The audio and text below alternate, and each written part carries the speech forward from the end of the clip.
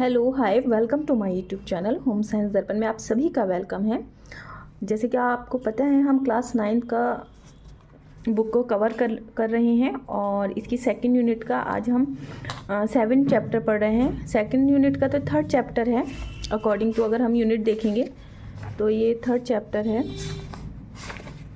देखिए, वायु शुद्धता, महत्व व संवातन यानी कि ventilation, air purity, importance and ventilation.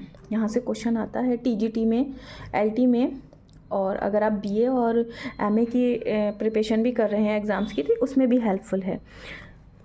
ठीक है, देखिए वीडियो बहुत बड़ी नहीं करनी है मुझे और मैं सिर्फ उन्हीं पॉइंट्स को कवर करूँगी जो इम्पोर्टेंट है। बाकी के आप पॉज करके वीडियो पढ़ सकते हैं। तो ठीक है, ये प्रस्तावना है, आप इसको पॉज करके पढ़ लीजिए। उसके बाद में वायु का संगठन, यहाँ से क्वेश्चन बनते हैं, यहाँ नेट से भी बनते हैं। नेट से इस तरह से बनते हैं कि आपको मैचिंग आ जाता है उसके बाद में, या फिर आपको असर्शन रीजन से बना हुए क्वेश्चन मिलते हैं। वायु कई गैसों का मिश्रण है, यह हमें पता है। इन गैसों में ऑक्सीजन, नाइट्रोजन मुख्य हैं। वायु में 20.95% ऑक्सीजन है, 78.08% नाइट्रोजन पाई जाती है। इन दो गैसों के अतिरिक्त कार्बन डाइऑक्साइड, जल वाष्प, सूक्ष्म मात्राओं में अक्रिय गैस लाइक हीलियम है, आर्गन है, नियॉन है, क्रिप्टॉन है तथा जिनॉन, अमोनिया एंड ओजोन। फैक्ट्रियों से मीलों से निकली हुई गैसें धुआं उन स्थानों पर वायु में मिला रहता है। ठीक है, यहाँ इन्होंने इसका चार्ट दे रखा है, आप देख सकते हैं, ये चार्ट यहाँ मौजूद है। अब उसके बाद में आ जाता है विभिन्न गैसों के गुण। क्या, अब जैसे ये आ जाता है कि जीवनदायिनी गैस कौन सी है। अगर हम बात करें कि जीवनदायिनी गैस कौन सी है, इस तरह से क्वेश्चन आ जाता है तो वो ऑक्सीजन है। ठीक है, और ये ज्वलनशील गैस है।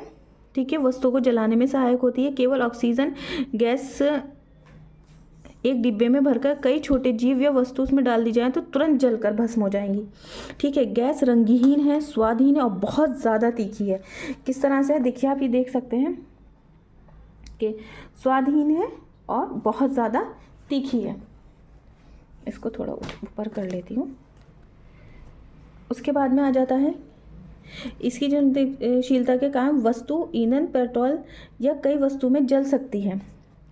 यदि एक मोमबत्ती को जलाकर एक गिलास से इस प्रकार ढक दिया जाए कि उसमें वायु न जाए तो मोमबत्ती तुरंत बुझ जाएगी।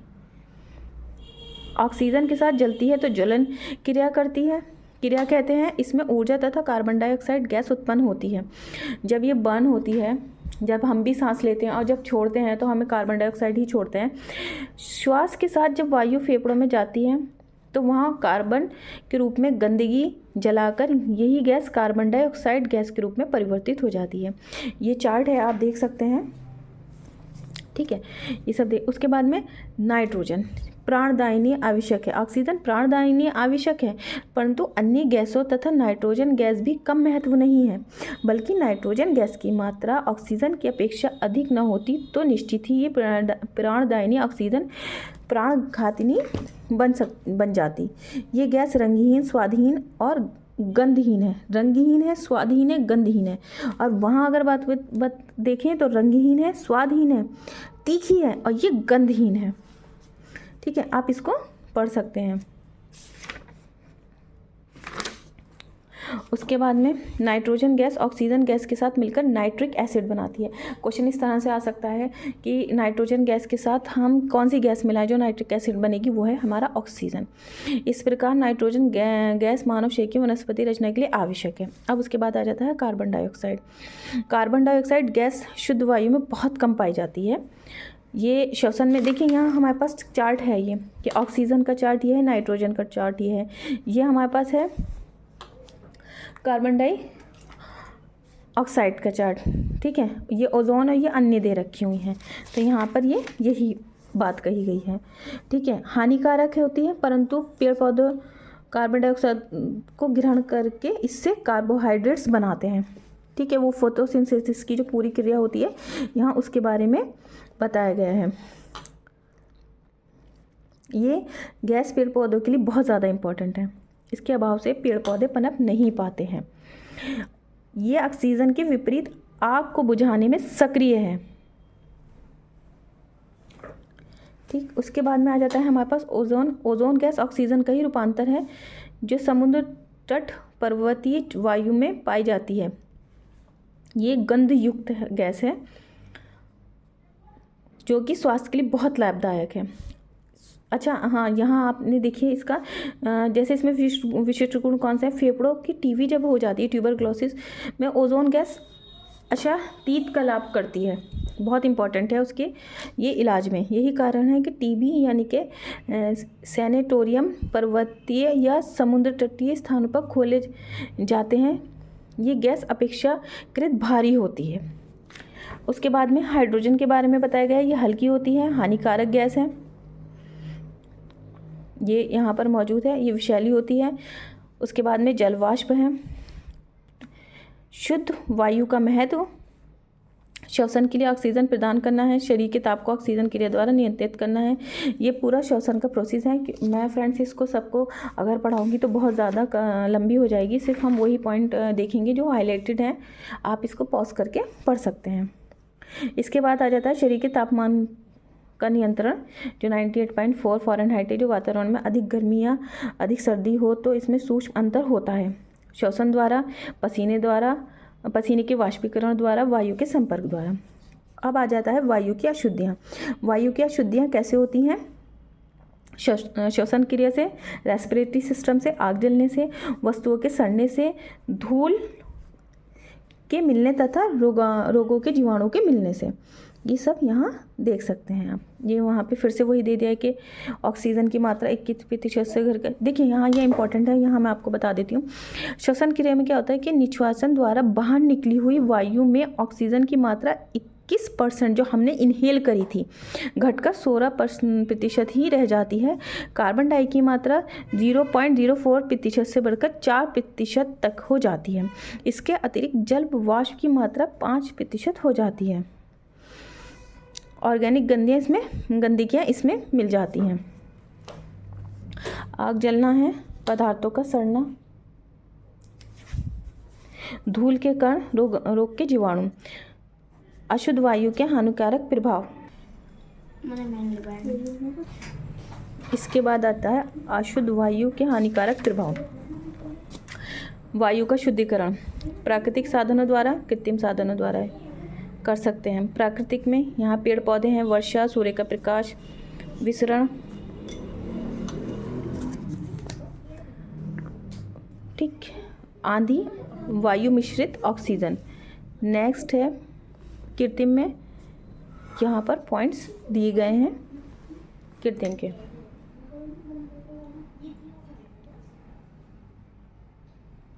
उसके बाद आता है संवातन। संवातन का अर्थ शुद्ध वायु कमरे के अंदर आए तथा अशुद्ध वायु कमरे से बाहर निकल जाए, यही संवातन है।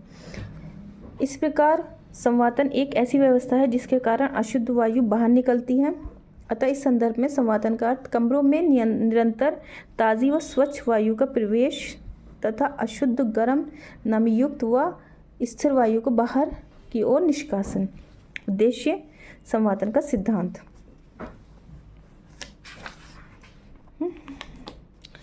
संवातन के लिए वायु की मात्रा, हम इसको कवर कर लेते हैं जो हाईलाइटेड पॉइंट है। एक व्यक्ति प्रति घंटे 81 घन मीटर वायु की आवश्यकता होती है। क्वेश्चन इस तरह से बन सकता है कि हमें प्रति घंटे स्पेस घन मीटर वायु की आवश्यकता होती है 81। यदि वायु में को 1 घंटे में 3 बार परिवर्तित किया जाए तो केवल 27 घन मीटर स्थान एक व्यक्ति के लिए पर्याप्त होगा, अर्थात 3 मीटर लंबे व 3 मीटर ऊंचे व 3 मीटर चौड़े स्थान की आवश्यकता होगी। औसतन प्रति घंटे 100 घन मीटर वायु चाहिए। संवातन के साधन प्राकृतिक हैं, कृत्रिम हैं। प्राकृतिक में विसरण, वायु क्रिया, संवहन, धाराएं। संवातन के लिए प्राकृतिक व्यवस्था खिड़की और दरवाजे इम्पॉर्टेंट हैं। रोशनदान, जो अशुद्ध वायु होती है वो भारी हल्की हो जाती है, इसलिए वेंटिलेशन ऊपर होते हैं और उसके ज़रिए वो बाहर निकल जाती है, और जो फ्रेश एयर है वो खिड़कियों के द्वारा अंदर आती है। चिमनी, पारगमी संचालन, नियोजित निर्माण, पर्याप्त स्थान, वायु हेतु उचित परिवेश। उसके बाद कृत्रिम संवातन लाइक एग्जॉस्ट फैन, AC है। निर्वात व्यवस्था, प्लीनम व्यवस्था, मिश्रित व्यवस्था, वातानुकूलन या AC की बात मैं कर रही थी। कमरे की दूषित वायु को खींचना, वायु को उचित शीतलता, नमी आदि प्रदान करते हुए स्वच्छ बनाना। इसके बाद आ जाता है संवातन का महत्व।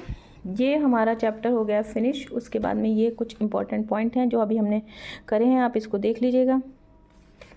क्वेश्चन आंसर्स, हाँ यहाँ इंपॉर्टेंट है कि ये देखिए इस तरह से क्वेश्चन बनते हैं। वायु यौगिक या मिश्रण है? वायु मिश्रण है, यौगिक नहीं है। वायु में ऑक्सीजन की मात्रा, नाइट्रोजन की मात्रा पूछी जाती है। संवातन किसे कहते हैं? यहाँ से क्वेश्चन बनते हैं, आप इनको एक बार ज़रूर देख लीजिए।